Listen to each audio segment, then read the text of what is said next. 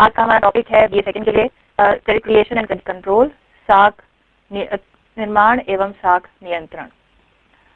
आर्थिक क्रियाएं किसी भी अर्थव्यवस्था के लिए बहुत जरूरी होती हैं और इसीलिए आदान प्रदान शुरू हुआ। आर्थिक क्रियाओं का जो बेस है वो आदान प्रदान ही है और इसीलिए पहले वस्तु विनिमय की शुरुआत की गई और वस्तु विनिमय से हम मुद्रा पर आए। मुद्रा का आदान प्रदान करते करते एक ऐसी संस्था की आवश्यकता पड़ी जहां पे मुद्रा को सुरक्षित रखा जा सके और सुरक्षित ही ना रखा जा सके, उससे कुछ लाभ भी हो सके। तो इसीलिए बैंक का निर्माण हुआ। बैंक एक ऐसी संस्था है जहां पर जो साख और मुद्रा दोनों में डील करती है, उसका इस्तेमाल किया जाता है। मतलब वो वहां पे जब लोगों से मुद्रा जमा लेती है और उसके बाद वो जमा राशि जो उसके पास है उसको आगे वो लोगों को साख के रूप में, लोन्स के रूप में, ऋण के रूप में देती है, जिससे वो ब्याज कमाती है और जो ब्याज उसे मिलता है उसी के आधार पे जो जमा करता है उसको ब्याज वो देती है और जो उसका बैलेंस होता है, जो उसके बीच में आदान प्रदान में जो शेष बचता है, वो उसका मुनाफा होता है। लेकिन क्या बैंक केवल मुद्रा का आदान प्रदान है, ट्रांजैक्शन ऑफ मनी ही है, मैन्युफैक्चरर ऑफ मनी ही है, या वो कुछ और भी है? तो जैसे कि ये आप देख सकते हैं, इंडियन कंपनीज एक्ट 1949 ने ये डिफाइन किया था कि बैंक क्या है? The accepting for the purpose of lending or investment of deposits of money from the public, repayable on demand or otherwise and withdrawable by check, draft, order or otherwise। मतलब पहले जो आम जनता है उससे आप पैसा रिसीव करें, पैसा जमा के, मुद्रा जमा के रूप में लें और उसके बाद उनको चेक, ड्राफ्ट या किसी अन्य तरीके से उसको वापस कर दें। लेकिन ये परिभाषा बहुत सीमित परिभाषा मानी जाती है क्योंकि इससे केवल एक जो बैंक का केवल एक जो कार्य है वही सिद्ध होता है, मुद्रा का आदान प्रदान, उसका लेन देन। लेकिन केवल बैंक का कार्य ये नहीं होता है कि वो सिर्फ मुद्रा का आदान प्रदान करे। बैंक का कार्य एक बहुत विशेष कार्य ये भी होता है कि वो साख का निर्माण करे, क्योंकि किसी अर्थव्यवस्था में ये संभव नहीं है कि एक समय पर हम बहुत सारी मुद्रा का उत्पादन कर सके, मैन्युफैक्चर कर सके उसको। तो इसलिए हम एक तरीका निकाला गया कि ऐसा किया जाए कि मुद्रा जल्दी जल्दी हाथ बदले, जो वेलोसिटी ऑफ मनी, जिसको फिशर ने नाम भी दिया है, प्रोफेसर फिशर ने नाम भी दिया है कि मुद्रा जल्दी जल्दी हाथ बदले। जितना जल्दी जल्दी वो हाथ बदलेगा, आर्थिक क्रियाएं उतना ज्यादा होंगी और जब आर्थिक क्रियाएं ज्यादा होंगी तो अर्थव्यवस्था विकास की ओर, वृद्धि की ओर बढ़ेगा। तो इसी को ध्यान में रखते हुए प्रोफेसर सेयर्स ने ये कहा, banks are not merely traders in money but also important manufacturers of money. मतलब वो केवल व्यापार नहीं करते मुद्रा का, लेकिन वो मुद्रा का निर्माण भी करते हैं। अब मुद्रा का निर्माण कैसे होगा? क्योंकि उनके पास तो ये शक्ति होती नहीं कि वो नोट निर्गमन कर सके, तो उनके पास लेकिन ये शक्ति जरूर है कि वो आम जनता से पैसा लेकर, जिनको उस समय उस पैसे की जरूरत नहीं है, किसी अन्य व्यक्ति को वो पैसा दे दे जिसको उसकी जरूरत है और वो उससे आर्थिक क्रियाएं कर ले और फिर जिस समय जमाकर्ता को जरूरत हो, ब्याज सहित उसको वो पैसा मिल जाए। तो मुनाफा तीनों पार्टियों को हुआ और समाज को भी हुआ। पहला मुनाफा हुआ जिसने पैसा लिया, उसने आर्थिक क्रियाएं की, उससे उसने मुनाफा कमाया। बैंक एक तरीके का बीच का व्यक्ति हो गया जिसने मुनाफा कमाया लेन देन में, और जिसने जो पहला व्यक्ति है जिसने जमा के रूप में पैसा जमा किया, मुद्रा जमा की, उसको भी ब्याज मिल गया बिना कुछ काम किए। तो ये तीनों जगहों पर तो मुनाफा हुआ ही, फायदा हुआ ही, लाभ हुआ ही। उसके साथ साथ समाज में जब आर्थिक क्रियाएं बढ़ी तो उससे समाज का भी आर्थिक विकास एवं वृद्धि हो गई। तो इसी से इसके जो वाणिज्य बैंक है, इनके कार्य भी आ जाते हैं। तो इनका सबसे प्रमुख कार्य, जैसे कि सभी परिभाषाओं में भी दिया हुआ है, वो होता है जमा स्वीकार करना, एक्सेप्टिंग डिपॉजिट्स। तो एक्सेप्टिंग डिपॉजिट्स जमा चार प्रकार के होते हैं जो हम सब जानते हैं, लेकिन उसके लिए मैं आपको बता दूं, पहला है आपका सेविंग डिपॉजिट, जमा खाता। जमा खाता आपको जब जरूरत है, आपने के पास जब शेष पैसा है, आप गए वहां पे, आपने पैसा अपना जमा कर दिया। जो भी आप सब जो स्टूडेंट्स के लिए कई बार जो है बैंक वाले खाते खोलते हैं, तो आप जब अपना खाता खोलते हैं, जीरो बैलेंस खाता खोलते हैं, वो और कोई नहीं है, वो सिर्फ आपका सेविंग डिपॉजिट ही होता है, जिसपे आप जब चाहे वहां से पैसा ले सकते हैं और जब चाहे वहां पे पैसा डाल सकते हैं, आपके लिए कोई रोक टोक नहीं होती। इस पे ब्याज दर मिलता है, लेकिन इस पे ब्याज दर कम होता है। दूसरा तरीका है हमारा रेकरिंग डिपॉजिट, आरडी, हम लोग आम भाषा में उसको आरडी से ज्यादा जानते हैं। ये एक नियमित अवधि के लिए एक नियमित मात्रा, जो मुद्रा की मात्रा होगी, पैसे होंगे, उसको नियमित अवधि के लिए नियमित अंतराल पर जमा करवाते हैं। जैसे मान लेते हैं 1 साल के लिए मैंने आरडी खोली, तो मैं 100 रुपए हर महीने ये बांध लूंगी कि मैं बैंक में जाके उसका जमा दूंगी। लेकिन ये आरडी में आप अपने पैसे को 1 साल के बाद ही वापस ले सकते हैं, उससे पहले आप उसको वापस नहीं ले सकते हैं। हालांकि आजकल बैंकों में सुविधाएं हैं कि आप उसको बीच में भी तोड़वा सकते हैं, लेकिन अगर आप ऐसा करते हैं तो आपका ब्याज कट जाता है। तो ये जो रेकरिंग डिपॉजिट है, इनमें बचत जमा से ज्यादा ब्याज दर होता है। तीसरा तरीका होता है इसमें फिक्स डिपॉजिट का। फिक्स डिपॉजिट, एफडी, हम सब जानते हैं इसके बारे में कि ये एक नियमित अमाउंट, नियमित मात्रा मुद्रा की, उसको नियमित अवधि तक फिक्स कर दिया जाता है, उसको दे दिया जाता है, और उसको आप उसके अवधि के पूरा होने से पहले ना उसमें से निकाल सकते हैं, ना उसमें आप डाल सकते हैं। और जैसे 1 साल के लिए मैंने कोई फिक्स किया, जैसे 180 डेज का, आप लोग बैंक में जाते होंगे तो सुनते होंगे कि 180 डेज पर कर दीजिए, 360 पे कर दीजिए। तो ये सब फिक्स डिपॉजिट के एग्जाम्पल्स हैं जो बैंक में कहीं भी आप जाएंगे तो उसमें आप देखेंगे कि ये बोर्ड बड़े बड़े लगे रहते हैं। तो ये सब फिक्स डिपॉजिट के एग्जाम्पल्स हैं कि एक नियमित अवधि के लिए आप एक निर्धारित अमाउंट जमा कर देते हैं। लेकिन इसमें आरडी की अपेक्षा, जैसे आरडी में तो आप बार बार एक नियमित अंतराल तक डालना पड़ेगा आपको पैसा, इसमें आप बीच में डाल नहीं सकते हैं और ना निकाल सकते। निकालने का सुविधाएं हैं, लेकिन फिर वही है कि ब्याज दर में कटौती आपको हो जाएगी। फिक्स डिपॉजिट में ऊपर जो 2 तरीके के जमा है, उनसे ज्यादा ब्याज दर होता है। चौथा तरीका जमा का होता है करंट डिपॉजिट, चालू खाता जिसको हम कहते हैं। चालू खाता ऊपर दिए हुए तीनों जमाओं से भिन्न होता है, इस प्रकार से कि पहली बात तो ये कोई व्यक्ति खुद नहीं ले सकता। करंट डिपॉजिट, चालू खाता केवल संस्था या किसी ऑर्गेनाइजेशन, किसी फर्म के नाम पर ही खोला जाता है।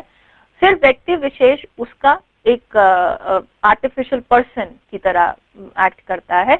ये एक, क्योंकि एक वाणिज्य में जो artificial person created by law एक सेंटेंस है कि एक काल्पित व्यक्ति क्रिएट किया जाता है विधि के अनुसार, उसमें उस व्यक्ति को केवल ये चालू खाता जो संगठन का या किसी संस्था का या किसी फर्म का एक प्रतिनिधित्व करता है, वही व्यक्ति इसको ऑपरेट कर सकता है, लेकिन नाम उसका नहीं होगा, नाम संस्था का या फर्म का होता है। इसमें कोई भी ब्याज दर नहीं मिलता, और यहाँ तक कि ब्याज दर मिलता ही नहीं है, मिलता तो नहीं है, लेकिन उसके साथ साथ इसको ऑपरेट करने के लिए कुछ पैसे, कुछ सर्विस टैक्स, सर्विस चार्जेस भी बैंक आपसे लेता है। तो इसलिए इसमें कोई ब्याज दर नहीं है, बल्कि आपको पैसा देना पड़ेगा अगर इस तरीके का खाता आपने खोल रखा है। दूसरा जो कमर्शियल बैंक का, वाणिज्य बैंक का जो कार्य है, वो है ऋण देना, साख देना। तो इसमें पहला तो मुख्य जो बैंक क्रेडिट और टर्म लोन जो सामान्य साख होता है, इसमें आप कोई अपनी चीज गिरवी रखेंगे या कोई सिक्योरिटी देंगे और उसके एवज पर आपको बैंक लोन देगा, ऋण देगा।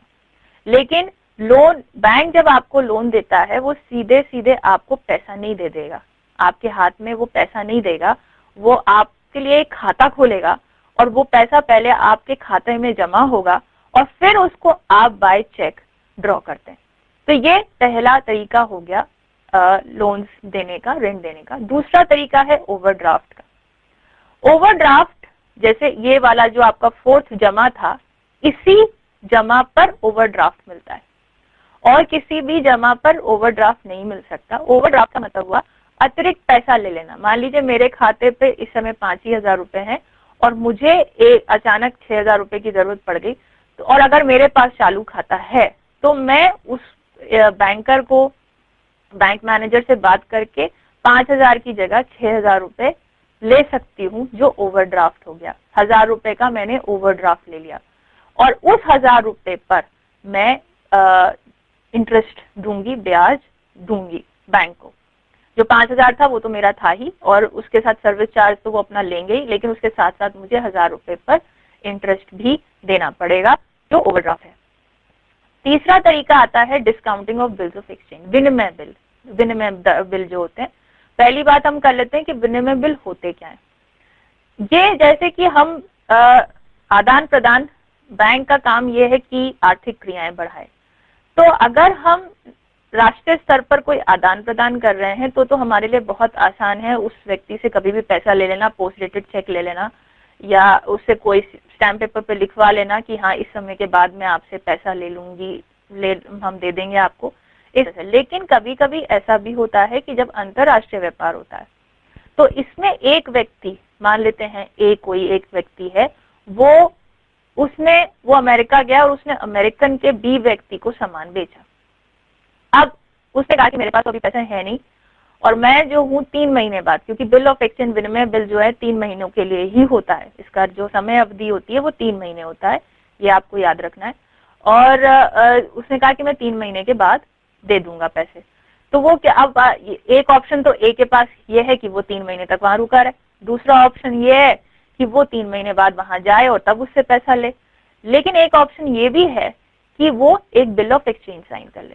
ये एक स्टैम्प पेपर की तरह होता है जिसमें एक एक्सेप्टिंग और जो देने वाला है और जो लेने वाला है, जो मतलब जिसको उधार देना है और जिसको उधार लेना है, दोनों के सिग्नेचर इसमें होते हैं।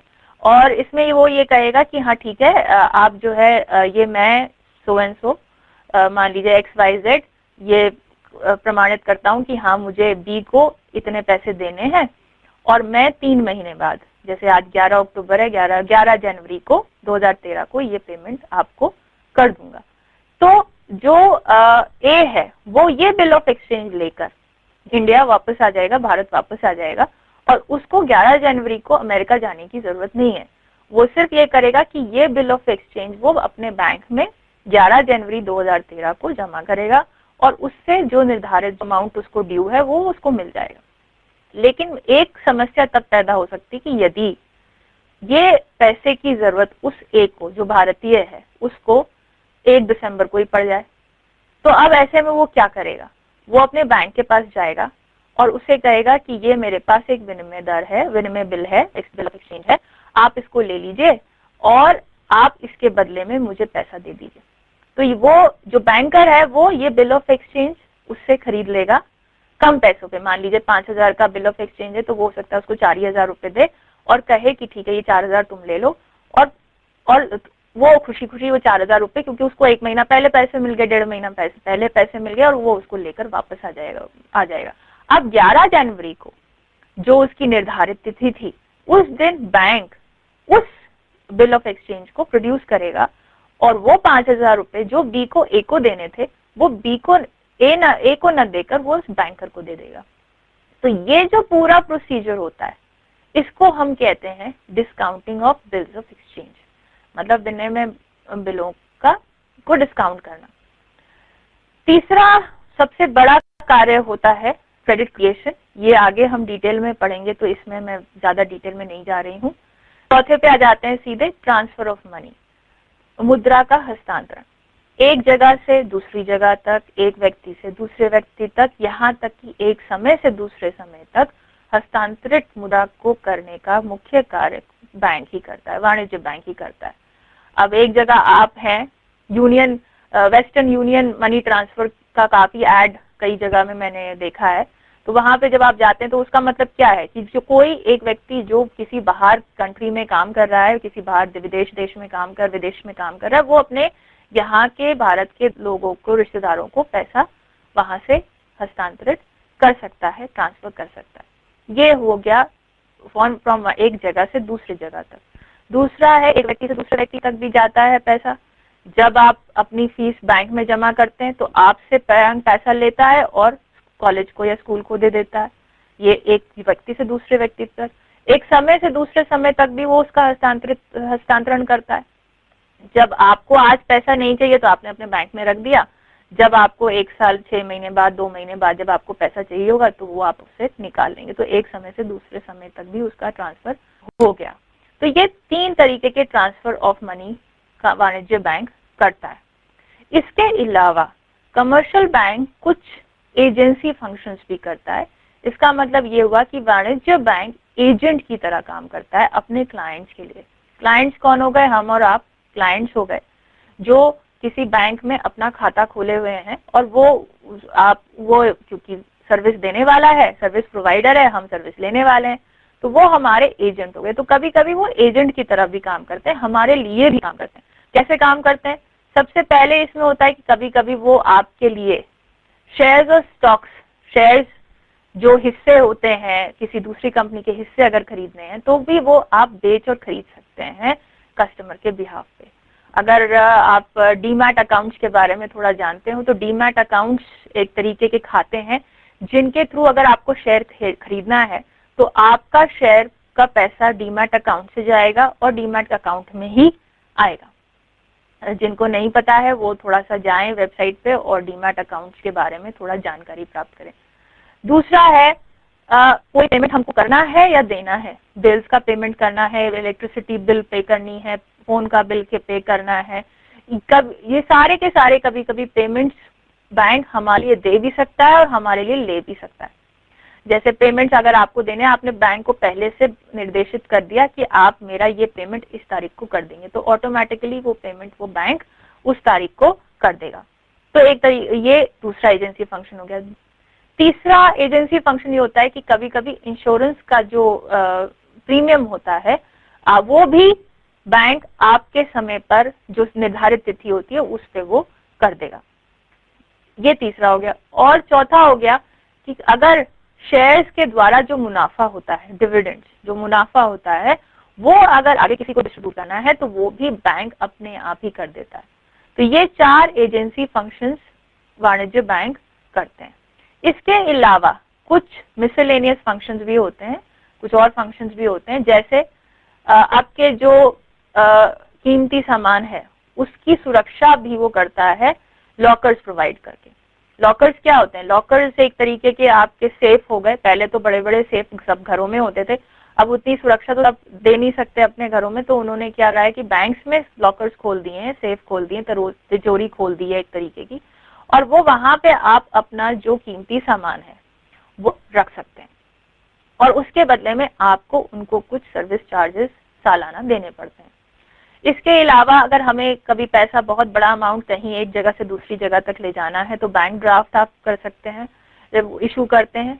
और ट्रैवलर्स चेक एक तरीके के चेक होते हैं। अब आजकल तो एटीएम्स आ गए हैं, पहले तो एटीएम्स होते नहीं थे, लेकिन घूमने वाले लोग हर जगह होते थे, एक जगह से दूसरी जगह जाते थे जगह देखने के लिए, तो उसके लिए ट्रैवलर्स चेक इशू हो जाते थे कि जहां एक जगह से दूसरी जगह जाना है जब व्यक्ति को, तो वो अपना एक ट्रैवलर्स वहां बैंक के पास जाएगा और उससे कहेगा कि मैं यहाँ जा रहा हूँ, मुझे इस जगह का ट्रैवलर चेक इशू कर दीजिए, तो वो आपको उस अमाउंट का ट्रैवलर्स चेक दे देगा। और आप जिस जगह भी जा रहे हैं, मद्रास जा रहे हैं, पुडुचेरी जा रहे हैं, कहीं भी जा रहे हैं, वहां आप जाएंगे, वहां उस बैंक में आप जाके वो आप उस बैंकर के पास जाएंगे और वहां से वो पैसा आप ले लेंगे। तो जो यात्रा में असुरक्षा का जो डर था वो हट जाता है।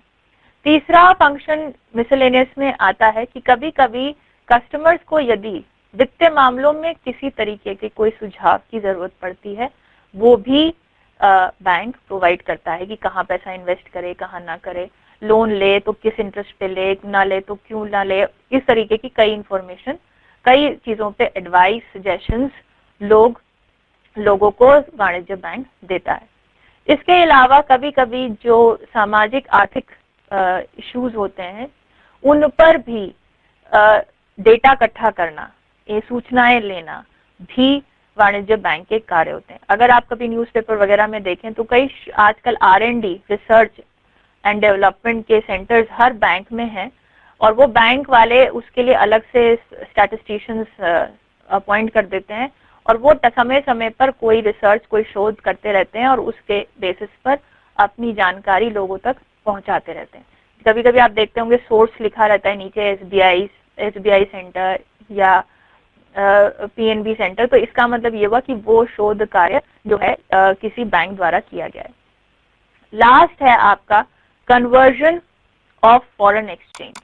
मतलब अगर आपके पास कोई भी किसी भी प्रकार की कोई विदेशी मुद्रा है, तो वो हमारे भारत में तो चलेगी नहीं, तो उसको भारत में चलाने के लिए आपके पास एक तरीका ये है कि उसको आप अपने रुपए में कन्वर्ट करा लें। तो वो कन्वर्जन जो होता है, परिवर्तन जो होता है, वो भी वाणिज्य बैंक करते हैं। अब आ जाते हैं जो हमारा आज का मेन टॉपिक है, क्रेडिट क्रिएशन प्रोसेस, सार्क निर्माण की विधि। सार्क निर्माण की विधि का जो रैशनल है, जो उसके पीछे जो मेन मोटिव है, जो उद्देश्य है, वो ये है कि loans create deposit and deposits create loans. मतलब जो जमा है वो ऋण को जन्म देता है और जो ऋण है वो जमा को जन्म देता है। अब ये कैसे होता है, ये समझने की बात है। सबसे पहले तो हम जो हमारी क्रेडिट क्रिएशन, साख निर्माण की जो प्रक्रिया है, उसकी मान्यताएं कर लेते हैं, क्योंकि कोई भी अर्थशास्त्र में जब भी हम कोई सिद्धांत पढ़ते हैं तो ये मान के कुछ चलते हैं कि कुछ चीजों को हमें स्थिर लेना है, तभी हम उसको पढ़ सकते हैं। तो सबसे पहली बात तो ये है साख निर्माण प्रक्रिया की कि बहु बैंकिंग प्रणाली होनी चाहिए, मल्टीपल बैंकिंग सिस्टम। मतलब एक बैंक से काम नहीं चलेगा, कई बैंक होने चाहिए जहां पे मुद्रा का आदान प्रदान लोग कर पाए। इसका मतलब ये हुआ कि जैसे हमारे यहाँ SBI, PNB, union bank, bank of Baroda, कई बैंक हैं हमारे देश में, तो अलग अलग बैंक होने चाहिए। बहु बैंकिंग सिस्टम प्रणाली जब तक नहीं है तब तक ये साख निर्माण प्रक्रिया नहीं चल सकती। दूसरा ये है कि मान्यता ये है कि हर बैंक को अपने पास अपनी सुरक्षा के लिए जो भी जमा राशि आती है उसमें से कुछ प्रतिशत पैसा वो अपने पास लिक्विडिटी के लिए या तरलता के लिए रखेगा। ये जरूरी होता है, जिसको हम रिजर्व कहेंगे, जमा कहेंगे कि वो उसने उस तरह से अपने पास रखा हुआ है। तो ये जरूरी है, तरलता के लिए वो अपने लिए रखता है, सुरक्षा और तरलता दोनों के लिए वो रखता है उसको एज रिजर्व। तीसरा है कि हर किसी एक बैंक में, पहला बैंक जो होगा उसमें कोई ऐसी जमा होगी जहां पे पहले बार पैसा डिपॉजिट होगा।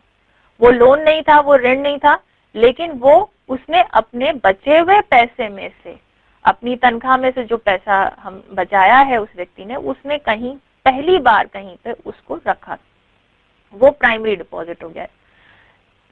चौथा आपका मान्यता ये हो गई कि जो भी पैसा एक व्यक्ति एक बैंक से ड्रॉ करता है, निकालता है चेक के द्वारा या किसी अन्य माध्यम से, वो पूरी की पूरी तरह से वो दूसरे बैंक में उसको जमा कर देता है।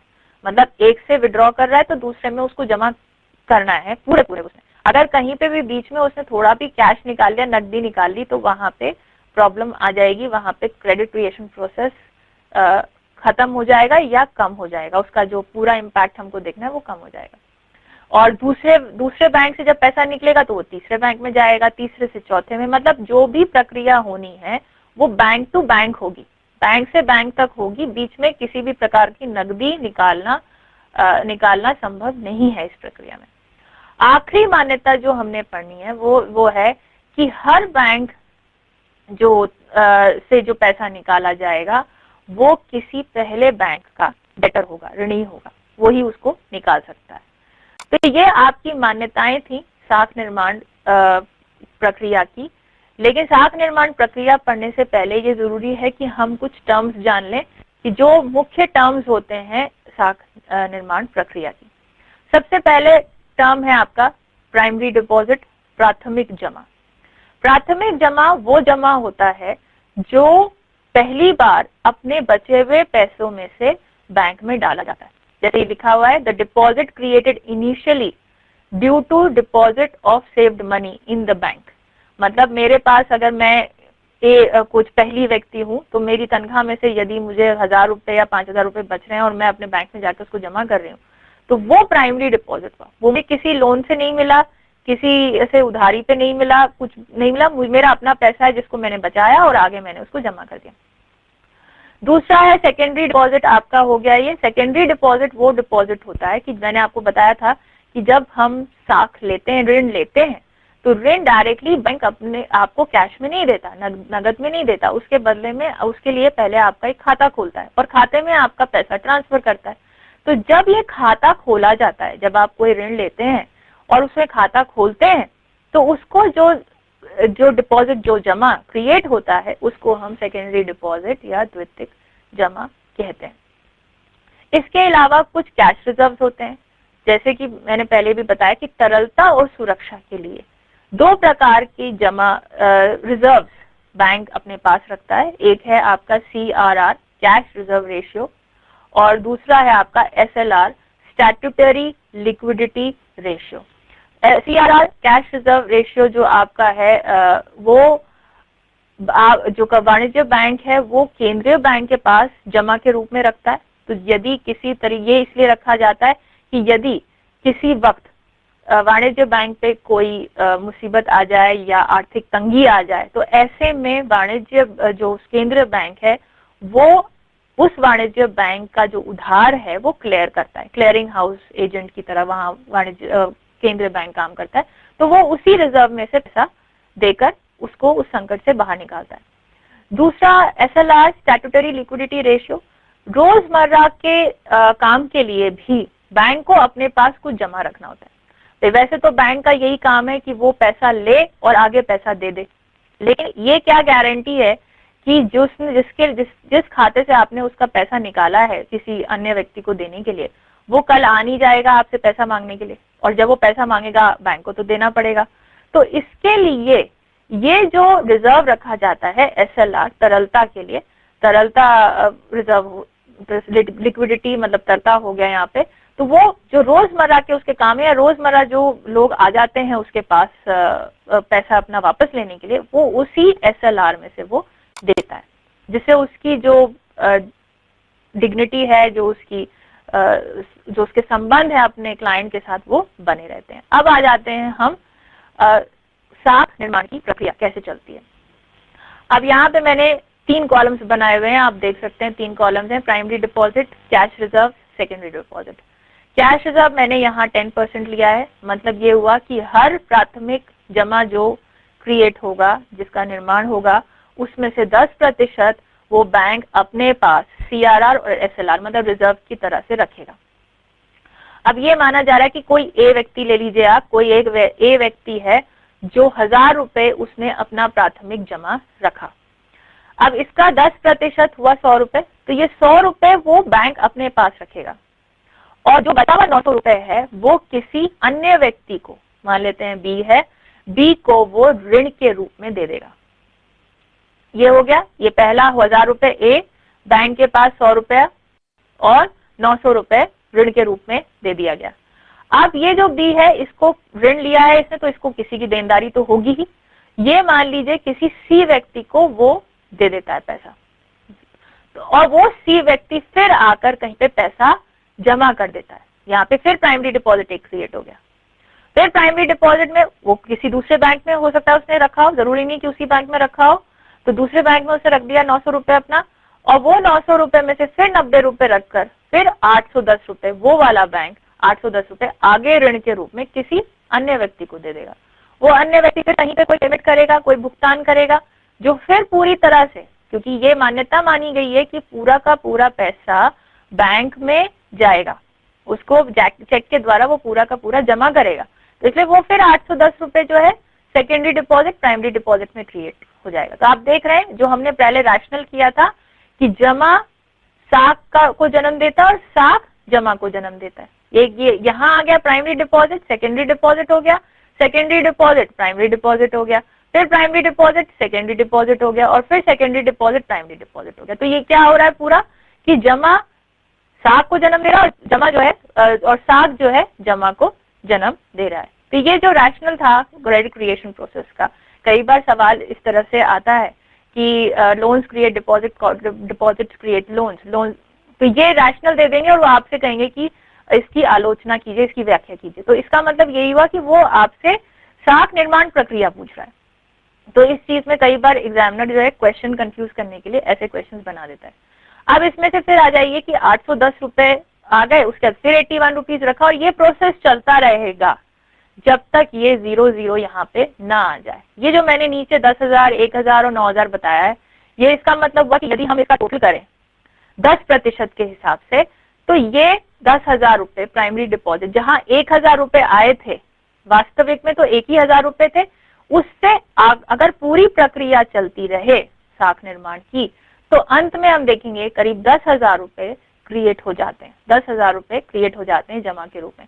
रिजर्व में जहां 100 ही रुपए थे उसके 1,000 क्रिएट हो जाएंगे, और जहां ये 900 रुपए क्रिएट होते वहां 9,000 क्रिएट हो जाएंगे। लेकिन इसका कैसे क्रिएशन, ये किस तरह से हो रहा है, इसको मैंने अगले स्लाइड में समझाया है कि जो प्राथमिक जमा होती है, जो भी जमा में जो वृद्धि होती है, उसका रेशियो ये होता है कि जमा में बदलाव बटा कैश, जो भी रिजर्व रेशियो है, जो भी परसेंटेज है। यहाँ पे मैंने 10% लिया था, तो 1,000 बटा 10, क्योंकि ये 10% था, इसको इसलिए 10/100 हुआ, और 10/100 इसलिए 100 ऊपर चला गया, तो ये 10,000 रुपए आ गया आपके। मतलब मैं फिर से समझा रही हूँ इसको कि जो टोटल जमा आपका जो वृद्धि होगी आपके जमा में, वो इससे है कि चेंज इन डिपॉजिट, मतलब जमा में परिवर्तन बटा जो भी आपका रिजर्व रेशियो है। जैसे यहाँ 10% था, तो 1,000 इनिशियल डिपॉजिट था, डिवाइडेड बाय 10%, तो परसेंट है, तो इसको हमें कन्वर्ट अगर हम नंबर्स में करेंगे तो 10/100 हुआ, तो 1000 डिवाइडेड बाय 10/100, तो ये मल्टीप्लाई हो गया इंटू 100, ये 100 वहीं से आया, और अगर आप इसको करेंगे तो 10,000 रुपए आ जाएंगे। एक चीज और ये ध्यान में रखनी है कि यदि ये प्रतिशत जो रिजर्व रेशियो है वो कम कर दिया जाए, मान लीजिए इसको 10 की जगह मैं 5 कर दूं, तो जो कुल जमा में जो वृद्धि होगी वो बढ़ जाएगी, वो 10,000 की जगह 20,000 हो जाएगी। और यदि मैं इसमें गिरावट कर दूं, इसको 10 की जगह 20 कर दूं, तो यहाँ पे 5,000 बचेंगे। तो इसका मतलब ये हुआ कि साख निर्माण की प्रक्रिया में जो कैश रिजर्व होता है वो बहुत महत्वपूर्ण होता है। अगर आपको साख निर्माण बढ़ाना है, उसमें वृद्धि करनी है, तो आपको अपना कैश रिजर्व घटाना पड़ेगा, और अगर आपको अपना साख निर्माण कम करना है किसी भी बैंक को, तो उसको अपना कैश रिजर्व रेशियो बढ़ाना पड़ता है। मतलब इनवर्सली चलते हैं, ये उल्टे चलते हैं, एक बढ़ेगा तो एक घटेगा, दूसरा घटेगा तो पहला वाला बढ़ेगा। ये हो गई आपकी प्रक्रिया। लेकिन क्या ये प्रक्रिया कैसे चलती है? क्या ये संभव है कि ये पूरी प्रक्रिया ऐसी ही चलती रहे साख निर्माण की? ये संभव नहीं है। तो इसकी कुछ आलोचनाएं भी हैं। तो सबसे पहले आते हैं बात हम कि नकदी का आदान प्रदान तो होता ही है, कितने छोटे छोटे लेन देन होते हैं। क्या सारे पेमेंट्स हम बैंक से कर सकते हैं, या चेक से कर सकते हैं, या एक सभी अकाउंट, अब आप कोई आटा खरीदने जाएंगे या सब्जी वाले से सब्जी खरीदेंगे, तो क्या उसका भुगतान भी आप चेक से करेंगे? ये तो संभव है नहीं। अब आजकल तो खैर एटीएम आ गए हैं, तो एटीएम से आप पैसा एक डेबिट कार्ड क्रेडिट कार्ड से पेमेंट आप कर देते हैं, लेकिन क्या हर जगह वो debit card credit card available है उनकी मशीन? अब जहाँ पहाड़ों में तो मुझे नहीं लगता कि किसी भी जगह पे वो स्वैपिंग मशीन है। जब नगदी हम इस्तेमाल करेंगे, जहाँ पे भी नगदी में निकल गया पैसा, वहां पे वो उतनी प्रक्रिया कम हो जाती है। और अगर पूरा ही हमने नकदी की तरह रख लिया अपने पास, तो वो प्रक्रिया वहीं खत्म हो जाएगी। दूसरा ये है कि ये जरूरी भी नहीं है कि बैंक जो कस्टमर है वो पूरा का पूरा पैसा उसको अगर कहीं से मिल रहा है तो वो जमा करे। जैसे कि पीछे वाली स्लाइड में मैंने आपको दिखाया था कि किसी को 900 रुपए उसको भुगतान करना है, तो उसने 900 रुपए किसी से ऋण लिया है, उसको वापस कर दे। तो जरूरी तो नहीं कि वो पूरा जो सी व्यक्ति का वो 900 के 900 जमा कर दे। उसमें से हो सकता है आधा पैसा वो रखे अपने पास, आधा न रखे, आधा बैंक में रख दे, आधा अपने पास रखे। फिर आपस में बैंकों के संबंध से भी फर्क पड़ता है इस प्रक्रिया पर। जो भी उनके आपस के बैंक पॉलिसीज होंगी उसका भी फर्क पड़ेगा कि आखिर साख निर्माण कितना हो रहा है। जरूरी नहीं कि सारे बैंक जो है आपस में इतना अच्छा संबंध रखें कि उसे साख निर्माण हो सके। कहीं पे कैश रिजर्व रेशियो ज्यादा हो सकता है, कहीं पे कम होता है। फिर जो केंद्रीय बैंक है उनकी जो मौद्रिक नीति है उसका प्रभाव भी पड़ता है रिजर्व रेशियो पर, और उससे अगर रिजर्व रेशियो में परिवर्तन आ गया तो अपने आप ही साख निर्माण प्रक्रिया में भी परिवर्तन आ जाएगा। और आखिरी जो कठिनाई साख निर्माण की प्रक्रिया में आती है वो ये आती है कि कितनी साख की मांग कितनी है, साख की मांग कितनी है। अगर किसी औद्योगिक जो स्थिति है, व्यवसायिक स्थिति है, उससे प्रभावित होती है हमारी साख की मांग से। अगर हमारी साख की मांग ही नहीं है तो अपने आप ये क्रेडिट क्रिएशन प्रोसेस, साख निर्माण प्रक्रिया खत्म हो जाएगी। इसीलिए जैसे जब विनिवेश इन्वेस्टमेंट करना होता है तो इसलिए वहां पे ये जरूरी हो जाता है कि वहां पे मांग बढ़ाई जाए, साख के लिए मांग बढ़ाई जाए। आप जब बैंक कहते हैं हमसे लोन ले लो, हम इतने कम पे आपको दे देंगे, या केंद्रीय बैंक ब्याज दर कम कर देता है, तो इसका मतलब यही होता है कि वो चाह रहा है कि लोगों के अंदर इच्छा पैदा हो साख को बढ़ाने की। और साख तभी बढ़ेगा जब वो कुछ प्रकार का निवेश करना चाहेंगे या वो कोई सामान खरीदना चाहेंगे। लेकिन अगर साख निर्माण है तो साख निर्माण से तो बैंकों को तो फायदा है, लेकिन ये जरूरी नहीं है कि पूरी अर्थव्यवस्था में उसका फायदा हो। तो उस फायदे को वो नियंत्रण में रहे, इसलिए केंद्रीय बैंक करता है साख नियंत्रण प्रक्रिया। जहां पे वाणिज्य बैंक साख निर्माण करता है, वहीं केंद्रीय बैंक साख नियंत्रण करता है, जिससे बैंक उसके कंट्रोल में रहे, उसके नियंत्रण में रहे और साख का निर्माण उतना ही हो जितना कि जरूरी है। लेकिन अब ये केंद्रीय बैंक होता क्या है? केंद्रीय बैंक आमतौर पे वही कोई भी इंस्टीट्यूशन हो सकता है, ऐसा कोई वित्तीय संस्थान है जिसको ये जिम्मेदारी दी गई है कि वो जो मुद्रा की पूर्ति है उसमें उसको या तो उसको बढ़ाए या घटाए, लेकिन ये सारे काम वो करे आम जनता के कल्याण के लिए, जनरल पब्लिक वेलफेयर। जैसे कि ये आप डेफिनेशन देख रहे हैं प्रोफेसर केंट की है, the central bank is an institution charged with the responsibility of managing the expansion and contraction of the volume of money in the interest of the general public welfare। मतलब जहां वाणिज्य bank पे तो अपना मुनाफा उनको दिखता ही है, उनको वो आम जनता के कल्याण के लिए कोई काम नहीं करते, वो अपने कल्याण के लिए काम करते हैं, अपने मुनाफे अपने लाभ के लिए काम करते हैं। क्योंकि बैंक, वाणिज्य बैंक एक तरीके का कोई भी बैंक हो सकता है। जैसे कि कोई व्यापारी होता है, कोई वस्तु में व्यापार करता है, बैंक मुद्रा में व्यापार करते हैं, तो उनमें कोई फर्क नहीं है। लेकिन केंद्रीय बैंक एक तरीके का नियंत्रण करने वाली एक संस्थान है जो वाणिज्य बैंक पे नियंत्रण करेगी कि जो भी वो काम कर रहे हैं, जो वॉल्यूम ऑफ मनी है किसी भी अर्थव्यवस्था में, जो मुद्रा की मात्रा है किसी भी अर्थव्यवस्था में, वो नियंत्रण में रहे, जिससे कि आर्थिक विकास हो सके और आम जनता का कल्याण भी हो सके। इसी तरीके से एक और परिभाषा है, bank in to which has been entrusted the duty of in credit in the country. मतलब उसका ये काम मुद्रा साख दोनों पर किसी भी देश में नियंत्रण कर सके। अपने देश में वो बैंक उस मुद्रा और साख पर नियंत्रण कर सकेगा। भारत का आप सब जानते हैं कि भारत का केंद्रीय bank reserve bank of India है, जिसका स्थापना 1935 में हुई थी, और आरबीआई एक्ट है हमारा 1934 का, उसके तहत हुई थी। जो भी देश के होते हैं वो अलग से संस्थान होते हैं, उनसे किसी भी वित्तीय मंत्रालय का या कोई भी पॉलिटिकल पार्टी का, राजनीतिक पार्टी का कोई भी संबंध नहीं होता है। और इसलिए ये जो हमारा रिजर्व बैंक है, इसका अलग से एक एक्ट है, आरबीआई एक्ट, और ये हिल्टन यंग कमीशन था जिसने अपनी रिपोर्ट 1926 में दी थी। इसके तहत इसकी स्थापना की गई थी और ये इसका राष्ट्रीयकरण हुआ 1949 में। तो ये हमारा केंद्रीय बैंक है और इसका जो हेडक्वार्टर्स है वो मुंबई में है। अब आ जाते हैं हम फंक्शंस ऑफ केंद्रीय बैंक, जो केंद्रीय बैंक के कार्य हैं उन पे। ये आरबीआई के कार्य भी वही माने जाएंगे जो ये इनके हैं, क्योंकि हमारा केंद्रीय बैंक वही है। तो पहला है monopoly of note issue, note निर्गमन का एकाधिकार।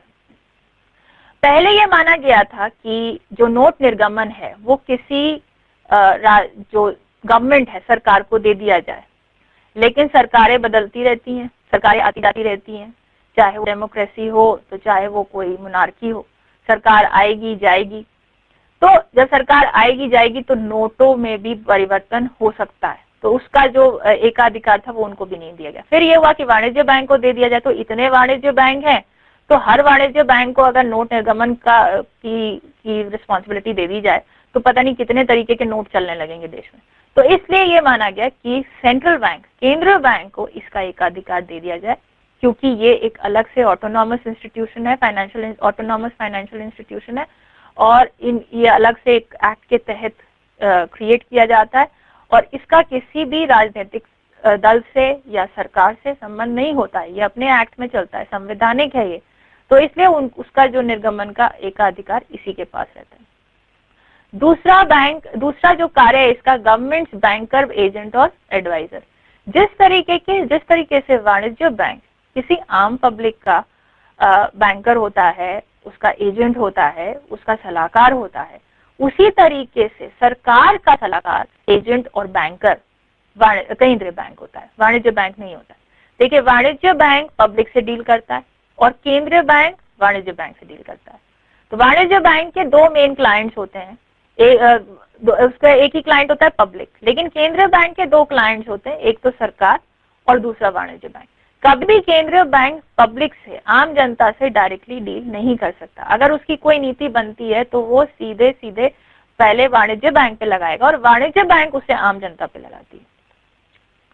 दूसरा है बैंकर्स बैंक, जैसे अभी मैं बात ही कर रही थी कि दो ही उसके मुख्य क्लाइंट्स हैं, पहला सरकार और दूसरा बैंक। तो बैंक को भी जब भी पैसों की जरूरत है तो वो केंद्रीय बैंक के पास जाता है, वाणिज्य बैंक को जब जरूरत पड़ती है।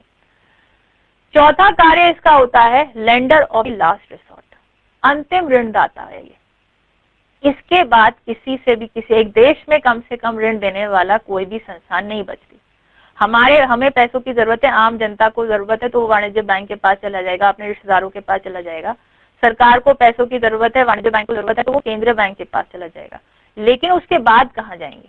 तो ये इसलिए इसको माना जाता है ये अंतिम ऋणदाता होता है, lender of the last resort. इसका अगला कार्य होता है कि ये विदेशी जो विनिमय होता है उसका जो कोष होता है वो भी केंद्रीय बैंक अपने पास रखता है। जब भी हमको, मान लीजिए कोई व्यक्ति बाहर किसी विदेश में काम कर रहा है, वो यहाँ आता है तो वो चाहे वाणिज्य बैंक से कन्वर्ट करा लेगा अपने रुपए में, अपने करेंसी में उसको कन्वर्ट जरूर करा लेगा, लेकिन जो रिजर्व अल्टीमेटली वाणिज्य बैंक भी वो पैसा अपने पास नहीं रख सकता, वो फॉरेन करेंसी अपने पास नहीं रख सकती, वो उसको केंद्रीय बैंक में जमा करना होता है। तो जो भी रिजर्व्स होते हैं इस विदेशी मुद्रा के, वो केंद्रीय बैंक के पास ही रहते हैं। अगला है इसका कंट्रोलर ऑफ क्रेडिट। ये तो हमारा दूसरा सब टॉपिक है इस लेक्चर का, तो इसको हम डिटेल में करेंगे आगे, तो इसको मैं छोड़ रही हूँ फिलहाल। अगला है act as clearing house agent. यदि कोई बैंक किसी संकट में आ गया, कोई दिवालिया उसका हो गया, तो वो कैसे उसका निवारण होगा, वो कैसे निकलेगा उस संकट से? तो उसके लिए केंद्रीय बैंक उसके क्लियरिंग हाउस, मतलब उसको साफ सफाई उसकी कर देगा, वो एक तरीके से कि आपका जो भी गंदगी है वो हटा देगा। वो कैसे करेगा? जो कोष वाणिज्य बैंक ने केंद्रीय बैंक के पास रखे थे, वो उस कोष से उस वाणिज्य बैंक के संकट का निवारण कर देगा। मान लीजिए एसबीआई ने पीएनबी को उधार दिया, पीएनबी किसी वजह से दिवालिया हो गया और वो उधार वापस नहीं कर पा रहा है। अब वो तो दिवालिया होगा, वो कहेगा मैं कहां से दूं? तो एसबीआई और पीएनबी दोनों केंद्रीय बैंक को अप्रोच करेंगे और केंद्रीय बैंक के पास जो पीएनबी का रिजर्व रखा हुआ था, उस रिजर्व में से केंद्रीय बैंक एसबीआई को पेमेंट कर देगा। तो ये एक तरीके से उन्होंने उसको उधार उसका दे दिया और उसको संकट से निवारण उसका कर दिया, और बाद में वो अपना कंट्रोल केंद्रीय बैंक उस पीएनबी पे रखेगा कि हाँ अब तुम हमारे हिसाब से काम करो, या जो भी उसको निर्देश देने वो देगा। Source of economic and statistical information, आर्थिक और सांख्यिक सूचना का भी बहुत बड़ा स्रोत है ये केंद्रीय बैंक। आपने देखा होगा कई जगह पे सोर्स लिखा रहता है आरबीआई। इसका मतलब ये हुआ कि जो शोध सेक्शन है, जो शोध का सेक्शन है आरबीआई का, वो निरंतर कार्य करता रहता है।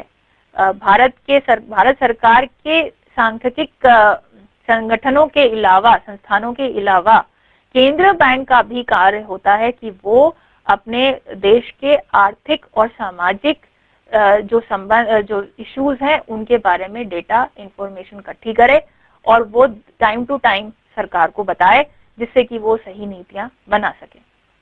कुछ प्रमोशनल एंड डेवलपमेंट विकास संबंधी कार्य भी होते हैं, जैसे बैंकिंग हैबिट, आदत डालना, बैंक में पैसा डालने की निकालने की आदत डालना, जो भी सामाजिक तौर पे जहां पे जरूरत है कि समाज के इस क्षेत्र में जरूरत है या इस श्रेणी में जरूरत है पैसा देने की, तो वाणिज्य बैंक को उस दिशा में निर्देशित करना कि आप इस सेक्शन को, इस सामाजिक वर्ग को ज्यादा पैसा ऋण के रूप में देंगे।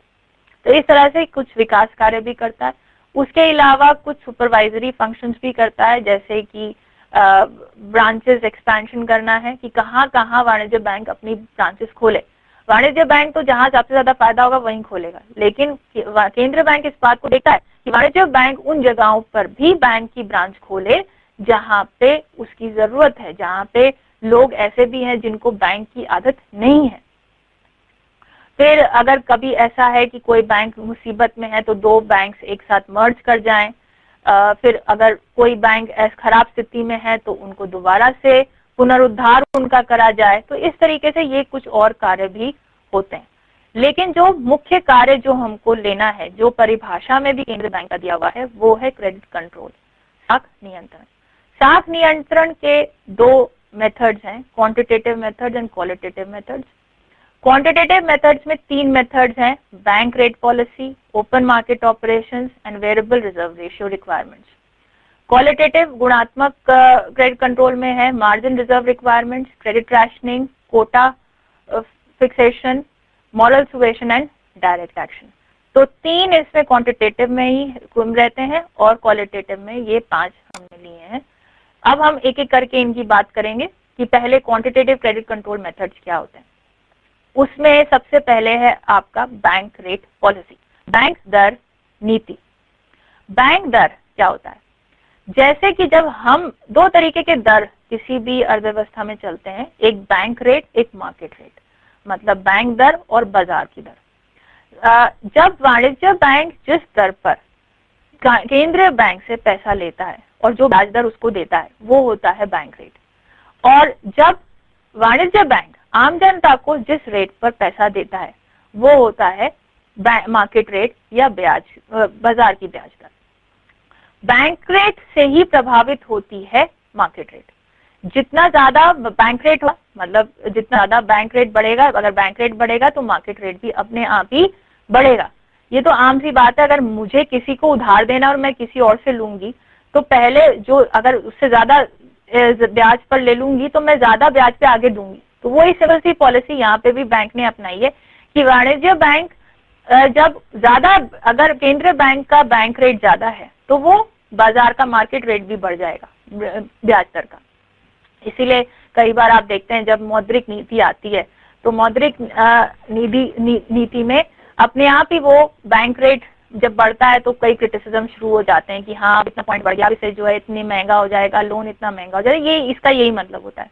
तो इसमें यही होता है कि जब अब अगर साख नियंत्रण में क्या होगा, साख निर्माण तो हमने कर रहे हैं, अब अगर साख निर्माण के कुछ गलत प्रभाव भी पड़ते हैं। सबसे पहला बुरा प्रभाव होता है मुद्रास्फीति। कीमतें अचानक बढ़ने लगती है क्योंकि मांग बढ़ गई है, पूर्ति उतनी हो नहीं पा रही है।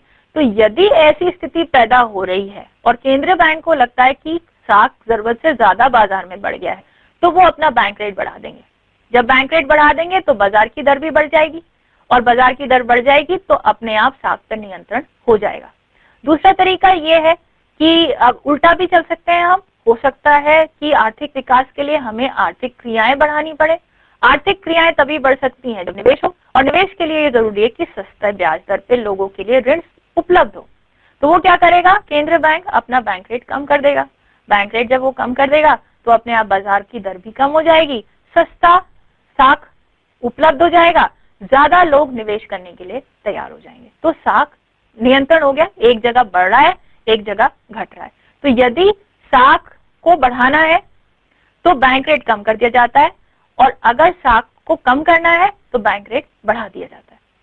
अब दूसरे पे आते हैं हम, ओपन मार्केट। ये दूसरा है आपका मेथड क्वांटिटेटिव में, ओपन मार्केट ऑपरेशन, खुले बाजार की प्रक्रिया। अब कई बार जो केंद्र बैंक है वो गवर्नमेंट के, सरकार के द्वारा जो अभिभूतियां होती हैं उनका क्रय विक्रय करता है। ये तो एक तरीका था, पहला विधि जो हमने की उसमें तो ये था कि वाणिज्य बैंक हमने ले लिया, वाणिज्य बैंक की दरों पर हमने नियंत्रण किया। लेकिन कभी कभी ये विधि भी काम नहीं करती, लोग तब भी खर्च करते चले जाते हैं। तो उनको लुभाने के लिए, क्योंकि उनका पैसा कम करना है, तो वो क्या करता है, जो सरकारी अभिभूतियां होती हैं उनको बेचना शुरू करते हैं। जब हम वो केंद्रीय बैंक बेचेगा तो लोग खरीदेंगे। अब ये सुरक्षा हो गई, लोगों को लगता है हाँ मेरा पैसा सुरक्षित है, यहाँ पे मुझे यहाँ पे मुनाफा निश्चित मिलेगा, पैसा मेरा खोएगा नहीं। तो वो क्या करेंगे, सरकारी अभिभूतियां खरीद लेंगे। जब वो सरकारी अभिभूतियां खरीदेंगे तो जो एक्सेस पैसा था, अतिरिक्त पैसा था, जिसकी वजह से मुद्रास्फीति हो रही थी या साख निर्माण क्योंकि ज्यादा हो रहा था, और वो पैसा जनता से केंद्र बैंक के पास चला जाएगा और केंद्र बैंक आगे उसे सरकार को किसी विकास कार्य के लिए दे देगी। तो साख नियंत्रण हो गया, कम कर दिया गया। उल्टा भी होता है, अब अगर हो सकता है हमको ये जरूरत हो कि ज्यादा पैसा मार्केट में फ्लोट करे, तो सरकार ने जो अभिभूतियां पहले बेची थी वो वापस खरीद लेगा, अपने पास वापस ले लेगा। तो जब वो वापस सरकार केंद्र बैंक लेगा तो वो जनता को पैसा वापस देगा ब्याज के साथ। तो पैसा सरकार से हटकर अब आ गया आपके जनता के पास। सरकार ने केंद्र बैंक को दिया, केंद्र बैंक ने जनता को दे दिया। जनता के पास अब एक्सेस पैसा आ गया, चाहे तो उसको निवेश करे चाहे उसको खर्च करे, अपने आप आर्थिक क्रियाएं बढ़ जाएंगी। तो यदि साख को बढ़ाना है, साख को अगर बढ़ाना है तो जो अभिभूतियां हैं उन्हें सरकार जनता से ले लेती है वापस, उसके बदले में उसको पैसा दे देती है। यदि साख को घटाना है तो उनको वो बेच देती है अभिभूतियां, जिनसे पैसा जो है जनता से केंद्र बैंक के पास आ जाता है और केंद्र बैंक से सरकार के पास आ जाता है। ये डायरेक्ट मेथड्स हैं, इनको प्रत्यक्ष विधि भी कहते हैं क्योंकि इसमें डायरेक्टली इन्फ्लुएंस हो रहा है। ये तीसरा है वेरिएबल रिजर्व रेशियो। इसके बारे में हमने क्रेडिट क्रिएशन में जो साख निर्माण प्रक्रिया थी उसमें भी हमने काफी विस्तार से इसके बारे में बात की थी कि जब भी हमको साख में वृद्धि करनी है, हम उसको साख में हमको उसमें कमी लानी है तो उस रिजर्व रेशियो को बढ़ा देंगे। ये हमने क्रेडिट क्रिएशन डिटेल में इसके बारे में बात कर। ये तीन मेथड्स थे आपके प्रत्यक्ष साख विधि, इसमें सीधे सीधे से पता है कि बैंकों की कितना नियंत्रण होगा। अगला आ जाते हैं हम सेलेक्टिव क्रेडिट कंट्रोल, गुणात्मक साख नियंत्रण की विधियों पर। पहला है मार्जिन रिजर्व रिक्वायरमेंट। देखिए, जब भी आप कोई लोन लेते हैं तो उसके बदले में कोई अगर आप कार भी ले रहे हैं तो जितने टाइम तक आपका कार लोन चलता है वो कार आपके बैंक पर, जिस भी बैंक से आपने ली है उसके पास रहती है। यदि आपने लोन तो ये हक होता है कि वो आपसे उसका जो कार है वो आपसे ले ले, उसको जब्त कर ले, ऐसा भी कर सकते हैं। तो जब ये हुआ कि जब 1 लाख रुपए की आपको जरूरत है, आपको नहीं देंगे। 1 लाख की चीज अगर आप खरीद रहे हैं तो वो 1 लाख पूरा नहीं देंगे, आपको हो सकता है वो 80,000 ही दें। तो 20%, जो 20,000 बचा इसका मतलब 20% हुआ। 20% हुआ मार्जिन रिजर्व। मार्जिन रिजर्व हुआ कि मतलब अगर आपने पैसा नहीं दिया वापस तो कम से कम 80,000 की जगह 1 लाख की चीज आपको मिल रही है। तो यदि साख आपको बढ़ाना है तो ये जो मार्जिन रिजर्व है ये कम कर दिया जाता है कि भाई आपको नहीं 1 लाख के लिए 1 लाख की चीज के बदले में आप हमसे 90,000 ले सकते हैं। और अगर आपको साख हमको कम करना है तो ये मार्जिन रिजर्व बढ़ा दिया जाता है, उल्टा चलते हैं। इसमें आप ज्यादा कर देंगे तो अपने आप, क्योंकि लोन महंगा हो जाएगा, आप किसी चीज की कीमत 1 लाख हो और उसके बदले में आपको 85,000 रुपए मिलेंगे तो आप 10 बार सोचेंगे कि हाँ हम ये लोन लें, ऋण लें या ना लें। दूसरी विधि है क्रेडिट राशनिंग की। राशन फिक्स होता है कि हाँ इस क्षेत्र को इतना ही पैसा आपने देना है, इससे ज्यादा पैसा आप नहीं दे सकते। ठीक है, इस ब्याज दर पे जैसे होता है कि एजुकेशन लोन्स आजकल हैं तो 3% पे एजुकेशन लोन है और उनके हर वाणिज्य बैंक के लिए टारगेट फिक्स कर दिए जाते हैं कि इतना आपको, सिर्फ इतना ही आप दे सकते हैं। जो वर्ग अल्पविकसित है या अविकसित है उनमें ज्यादा साख को बढ़ावा दिया जाता है, जैसे महिलाओं के लिए, जो जनजातियां हैं उनके विकास के लिए ज्यादा ऋण दिया जाता है और जो दूसरे वर्ग हैं उनके लिए ऋण थोड़ा मुश्किल हो जाता है, उनके लिए कम होता है। तीसरा तरीका है कोटा फिक्सेशन, कोटा फिक्स कर दिया, इतना % फिक्स है, आप इतना ही दे सकते हैं आगे। मॉरल सुवेशन, कभी कभी आप देखते होंगे कि टीवी में आता है जनहित में जारी, कोई एड आएगा उसमें लिखा होगा जनहित में जारी, issued in a public interest. इसका मतलब ये हुआ कि कई बार केंद्र बैंक एडवर्टाइजमेंट का, विज्ञापन का भी सहारा लेती है, लोगों को जागरूक करने का कि हाँ ये विधि चल रही है, ये आप करेंगे तो इससे ये फायदा होगा। तो ये जो जागरूकता इनडायरेक्ट तरीका, अप्रत्यक्ष तरीका है कि आपको सिर्फ बताया जा रहा है कि क्या सही है क्या गलत, अब आपके ऊपर है आप क्या मानते हैं, सही करना है तो सही कीजिए, गलत करना है तो गलत कीजिए। तो ये मॉरल सुवेशन मेथड भी कई बार क्रेडिट साख नियंत्रण के लिए करते हैं लोग। अगला लास्ट है इसमें डायरेक्ट एक्शन।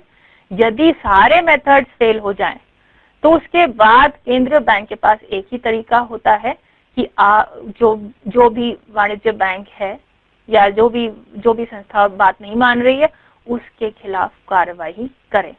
या आखिरी है जो दंड आपको प्रिंसिपल देगा कि हाँ अब आपने जो है अनुशासन तोड़ा है, अब आपके लिए और कोई चारा नहीं है, अब आपके अगेंस्ट डायरेक्ट एक्शन ही लिया जाएगा। तो ये एक तरीके का वो डायरेक्ट एक्शन है कि भाई अब सारी हदें पार हो चुकी हैं, अब आपके लिए यही काम है कि आपको पनिशमेंट दिया जाए। लेकिन साख नियंत्रण जो विधियां हैं उसमें कुछ समस्याएं होती हैं। सबसे पहले ये है कि जरूरी नहीं कि सारे जो मौद्रिक संस्थान हैं उन पर केंद्रीय बैंक का कंट्रोल हो। अब आजकल तो प्राइवेटाइजेशन, निजीकरण का जमाना है, तो जरूरी नहीं कि निजी बैंक या निजी संस्थान या अनऑर्गेनाइज सेक्टर, ये जो मैंने बात की है, अव्यवस्थित वित्तीय संस्थान है, वो केंद्रीय बैंक की बात माने। तो इन वजह से भी साख नियंत्रण में प्रॉब्लम आ रही है। तो सभी वाणिज्य बैंक से सहायता मिले, सहयोग मिले, ये भी जरूरी नहीं होता। फिर कभी कभी हम खर्चे सिर्फ ट्रेडिशन के लिए करते हैं, सिर्फ हमारा क्योंकि कस्टम्स ऐसे हैं, हमारी परंपराएं ऐसी हैं, इसलिए हम खर्चे करते हैं कि ये भाई शादी होनी है तो ऐसी ही होनी है, इतने हजार को खर्च होना है, इतने हजार का लड़कियों को लहंगा लेना है, तो ये ट्रेडिशंस हैं, कस्टम्स हैं कि इसी तरह से होना है। इस तरह से खर्चे कई होते हैं। अब इस पे साख पे आप नियंत्रण नहीं कर सकते। और कभी कभी जो अंतिम उपयोग होता है साख का वो भी निर्धारित नहीं होता, क्योंकि क्या होगा, मान लीजिए आपने एक भैंस खरीदने के लिए, गांव में बहुत कॉमन सी चीज है, भैंस खरीदने के लिए साख दिया गया और वो उसने अपनी जो है सामान खरीदने में या बेटी की शादी में लगा दिया। तो ये इस तरीके के कई किस्से हम सुनते हैं कि सरकार ने तो नीति निकाली थी कि गाय भैंस लो और आगे अपनी आर्थिक क्रिया बढ़ाओ, उसने अपने साख लिया और आगे या तो ऋण को चुका दिया और दिखा दिया कि भैंस मर गई, गाय मर गई। तो ये जो अंतिम उपयोग है साख का, ये निर्धारित करना केंद्रीय बैंक के लिए बहुत मुश्किल होता है। तो ये सारे थे आपके साख नियंत्रण और साख निर्माण, दोनों प्रक्रियाएं हमने की। इसमें क्वेश्चन काफी इंपॉर्टेंट माने जाते हैं।